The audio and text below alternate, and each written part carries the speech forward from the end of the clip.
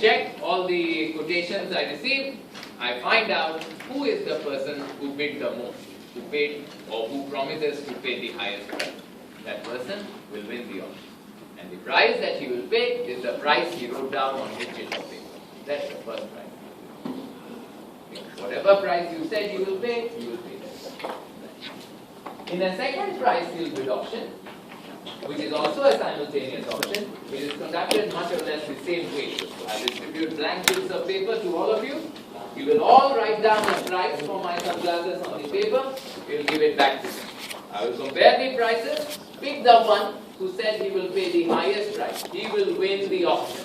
As in the first price yield bid case, in the second price also, the person who promises to pay the highest price will win the auction.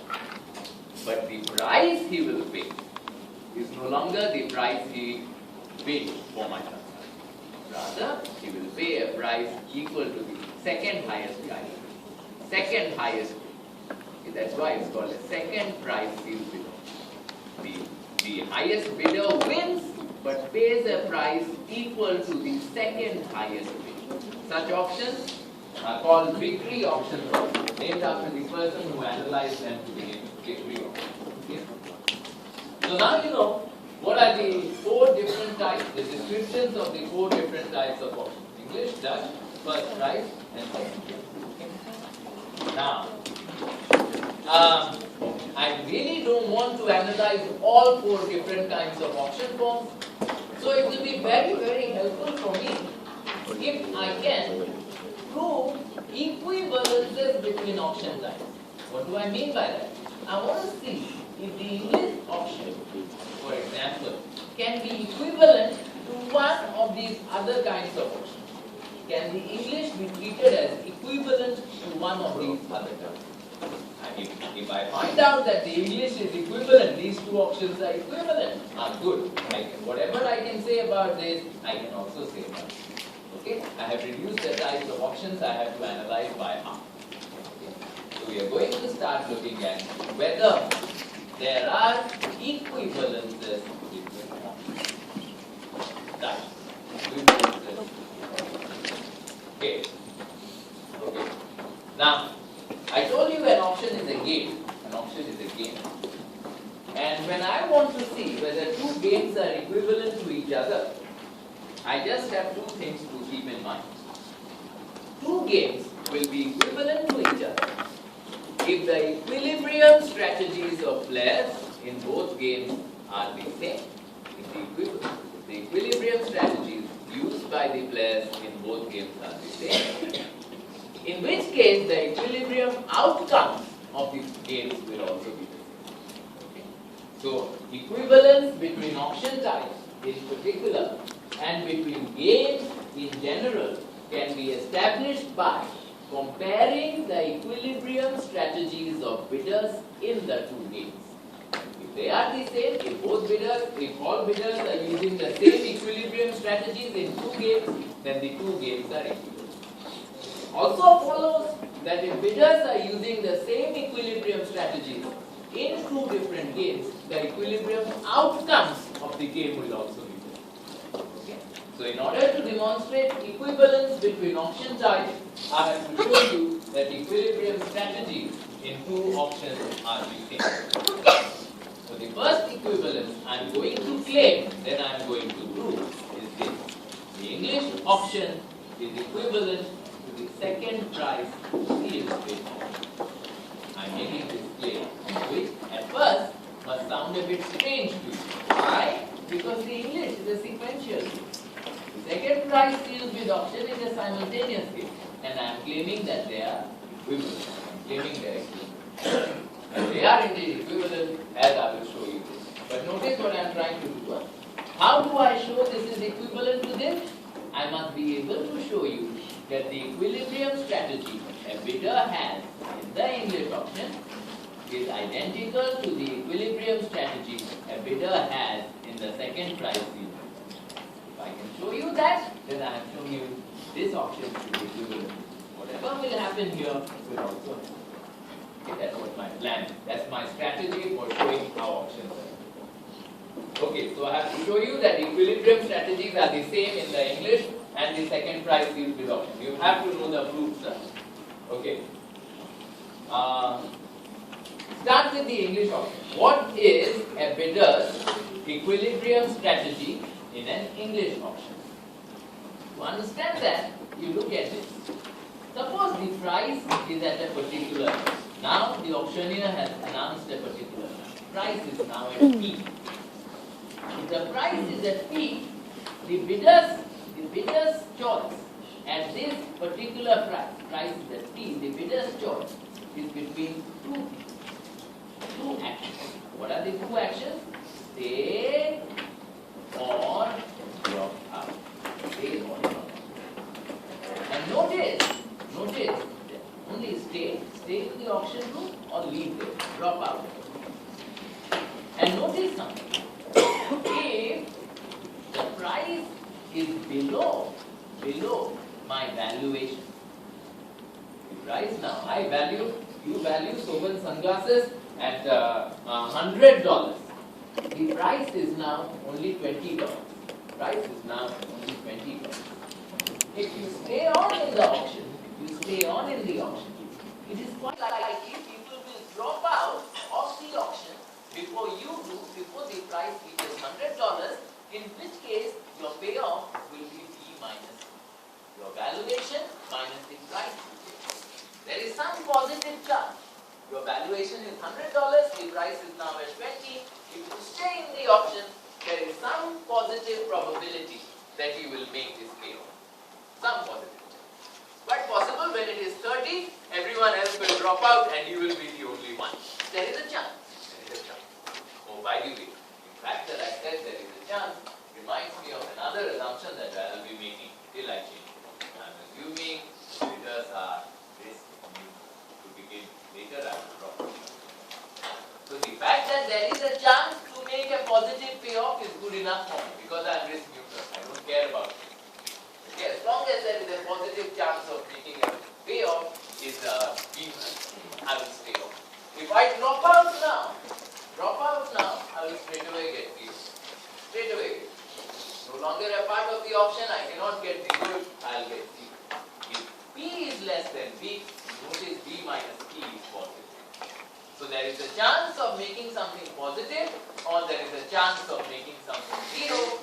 What should I do when the price is below my valuation? I should stay. Clearly, I should stay.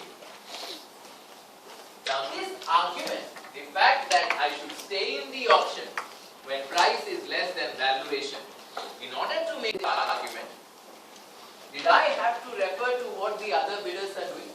Do I care about how many bidders left the room when price is less than me? Suppose it's $20 now, my valuation is $100. The fact that it is better for me to stay on in the room is independent of how many bidders left the room when the price is at $20. Independent. 10 bidders left the room when the price is at $20. I don't care. I will still stay. 50 bidders left the room when the price reached $20. I don't care. I will still stay. Regardless of what other bidders do, if the price is below your valuation, you are better off staying in the auction than leaving in the auction. What does that mean? I have just told you, if the price is below your valuation, your dominant strategy is to stay in the room. Regardless of what other bidders do, you are better off staying in the room than leaving the room if the price is below valuation. If price is below valuation, you are better off staying in the room than dropping out of the auction, regardless of what other bidders do. It is your dominant strategy. Now consider what happens when price exceeds that. Soban sunglasses, price is now $101. Again, at that price, you have the same choice to make. Stay and drop out. If you drop out, zero, nothing. You don't get the glasses, you don't have to pay any money. But if you stay now, your payoff is always valuation minus price, which is negative. There is a positive chance that you will win the auction, but when you win the auction, your payoff is going to be negative.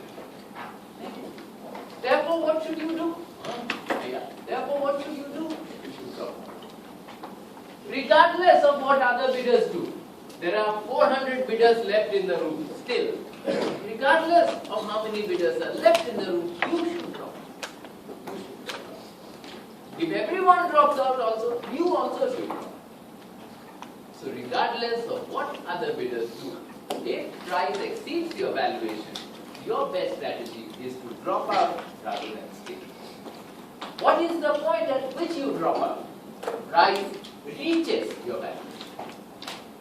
The moment price reaches your valuation, you drop out. And what did I say about bidders in an English auction? The price at which a bidder drops out can be considered his bid. Can be considered his bid. Right? Therefore, what follows? Notice the logic, huh? The price at which a bidder drops out can be considered your bid. The price at which you should drop out, regardless of what other bidders are doing, is when it reaches your valuation. Follows, it is your dominant strategy to bid your true valuation. Bid your valuation. Okay? Understand the logic? Understand the logic? The logic is this. When price reaches valuation, drop out. Drop out. And you know that the price at which you drop out is your bid. Therefore, you bid your valuation. This is your dominant. Dominant. So in an English auction, bidders have a dominant strategy. That is, and this is a very important term. In an English auction, bidders have a dominant strategy. That is to bid their valuation. Bid their valuation. So if your valuation for the sunglasses is $100, you will drop out of the room at $100. Your valuation is $150, you will drop out of the room at $150. Regardless of what everyone around you does not matter. That's why it's your dominant strategy. Regardless of what any other bidder does, you should stay in the auction till the price reaches your valuation and drop out when the price just reaches your valuation. Okay? So in an English auction, bidders have a dominant strategy, and this is their dominant strategy. Stay if P less than D I for any bidder, drop out if P greater than equal to. But for any bidder, this is my point. And this dominant strategy simply translates into saying that bid BI is equal to DI. Same thing, and saying the same thing.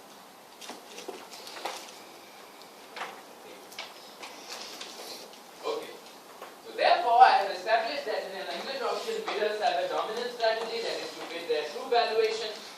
When they do that, when every bidder is using this strategy, what will be the equilibrium outcome of the game? Who will win the auction? The auction will be won by the guy with the highest valuation. Everyone is bidding their own valuation. The guy with the highest valuation will be the one who will be left behind at the end. The auction will be won by the guy with the highest valuation. And what is the price he will pay? He will pay the price at which the next highest guy drops out. And how much is the next highest guy bidding? His own valuation. His own valuation. Because every bidder has a dominant strategy to bid his valuation. So the next highest guy, when he drops out, that is, he drops out at his own valuation. So in an English auction, the equilibrium outcome of the game is that the guy with the highest valuation will win, and he will pay a price equal to the second highest guy's valuation. Second highest guy's valuation. Keep this in mind. Very important to understand. Okay, now, in order to show that the second price sealed bid auction is equivalent to the English auction, I have to establish that even in a second price sealed bid auction, bidders have the same equilibrium strategy. What is the equilibrium strategy? It is dominant to bid your true valuation. So here also, I must be able to demonstrate to you that it is dominant to bid your true valuation. If I can do that, I have shown you both these options are equivalent. Bidders will use the same strategies in equilibrium, therefore the equilibrium outcome will be the same. Okay, let's start.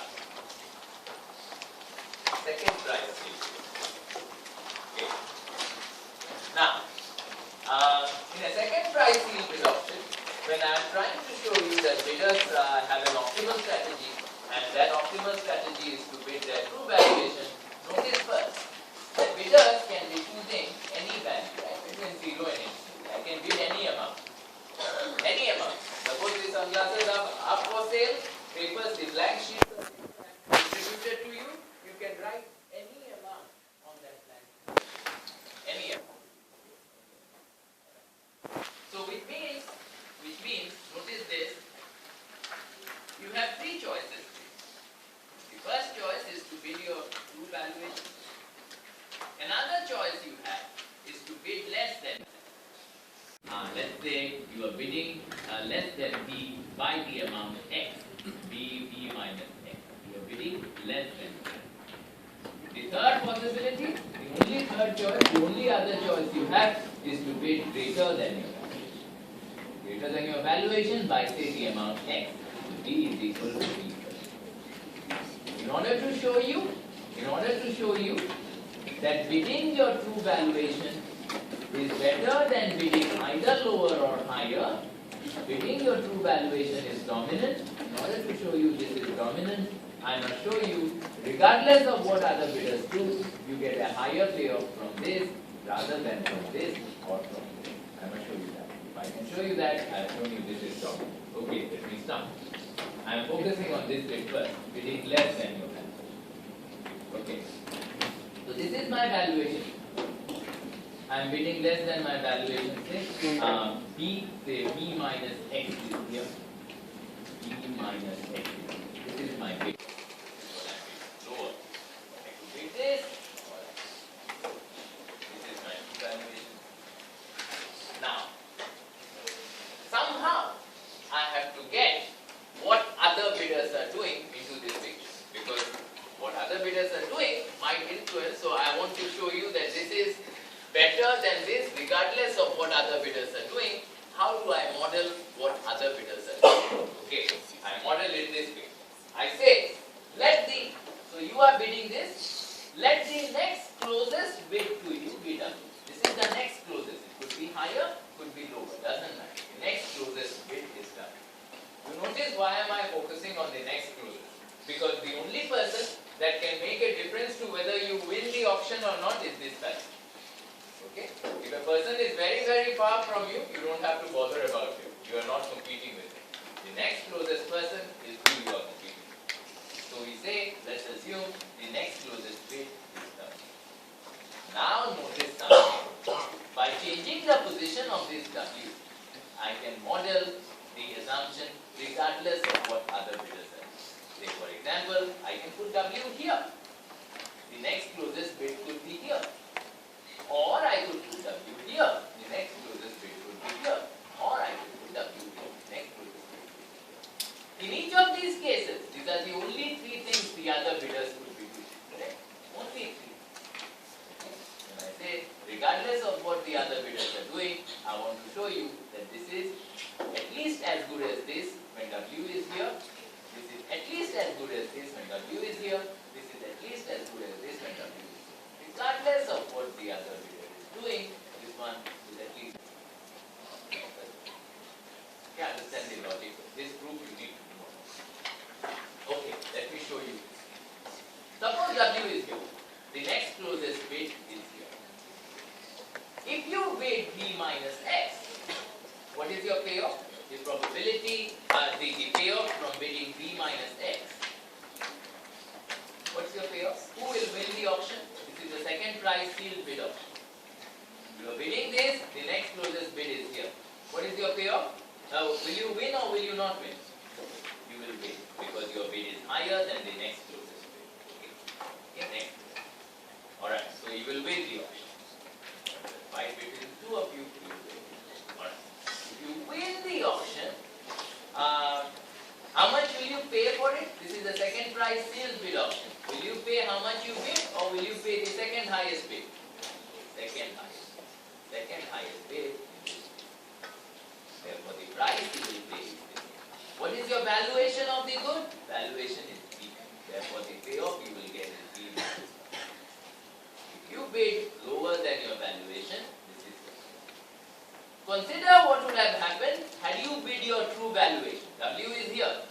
If you had bid your true valuation here, your payoff would have been the payoff of bidding your true valuation. Who would have won the auction? Again you. Again you. Your bid is higher. What price would you have paid? The second highest bid, which is here. Therefore, your payoff would have been valuation minus price. Same. Bidding lower than your valuation gives you the same payoff as bidding your valuation when W is here. Now consider W here. If W is here, if you bid lower than your valuation, B minus X, who will win the auction, you or the W guy? You are bidding B minus X. He is bidding W. Who will win the auction? This fellow will. He has a higher bid. He has a higher bid. So you will not win the auction, your payoff will win. If you lose the auction, you don't get the good, you don't have to pay a price, your payoff will win. Okay? Consider what would have happened had you bid your true value. B is equal to you had bid this much, again that fellow would have won. His bid would be higher than your payoff is zero. Again, same. Bidding lower than your valuation gives you the same payoff as bidding your valuation, whether W is here or whether W is here. One last possibility. Consider W here. And if W is here, and you bid less than your valuation, B minus X, you will lose the auction. This is your bid, this is the next closest bid, he will win the auction. Therefore, your payoff will be zero. But notice what happens if you had bid your valuation. Bid your valuation, W is here, you would have won the auction. You would have won the auction, you would have paid a price equal to the second highest bid, therefore your payoff would have been valuation minus price. So, who is better? Bidding your true valuation is better than bidding lower than your valuation. What have I shown you? Regardless of what the other bidders are doing, bidding your valuation gives you a payoff at least as high as bidding lower than your valuation. In two cases, it gives you the same payoff, and in one case, it gives you a greater. Therefore, bidding your valuation dominates bidding less than your valuation. Dominates, weakly dominates bidding less than your valuation. So in a second price field bid auction, I have shown to you that bidding your valuation dominates bidding less than your valuation. Now notice what happens when I compare bidding my valuation with bidding higher. Now, E is equal to E. Here, this is my valuation. This is how much I would bid if I was bidding my valuation. I am now bidding higher. E is equal to E plus. Again, I want to show you that this gives you at least as high a payoff. Either performs as well as this strategy or performs better. This strategy performs as well as this strategy or performs better. Okay, that's how do I do that? Again, I have to use the idea of placing my W either here or here or here, just to model different types of behavior conducted by other bidders to behave, other bidders to behave. And in each of these cases, I must be able to show you that doing this is at least as good as doing this or better than this. Alright, start with one here. When other bidders are bidding in this manner, by bidding higher than your valuation, your profit is, you will win the auction, because your bid is higher than the other fellow's bid, and you will pay a price equal to this, you will get B minus W, which is greater than. But if you had bid your true valuation, who would have won the auction? Still you would have won. And the price you would have paid, still this. Therefore, your payoff would have been the same.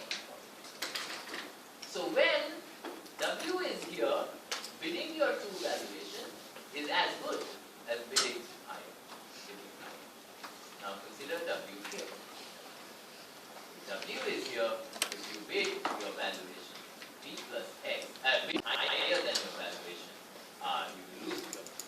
You are here, the other guy is here, he will bid. Therefore, your payoff. And it is the same payoff that you would have got had you bid your valuation. You have bid this, the other guy is here, therefore you have lost the option. Whether W is here or here does not matter whether you bid your true valuation or higher than your valuation. This does as well as this. But consider what happens when W is here, the payoff to you of bidding higher than your valuation. You bid higher, W is here, you will win the auction. You will win the auction. The price he will pay is the next highest bid, W. Therefore, your payoff will be V minus W. Where is V? V is here. W is here. You bid the auction and make a negative payment. You have bid too much. But if you had bid your true valuation, then he would have won the auction because your valuation is here. He would have won the auction. And your payoff will be 0. Where? Negative payoff, 0 payoff. Who does better? What have I shown you? Regardless of what other bidders do, bidding your valuation is better than bidding. Either it gives you the same payoff as bidding higher than your valuation or gives you a better payoff. Or bidding your valuation weakly dominates bidding higher than your valuation. Combine the two results. You bidding your valuation dominates bidding lower than your valuation. Here I have shown you that bidding your valuation dominates bidding higher than your valuation. Therefore, it is your dominant strategy to bid your valuation.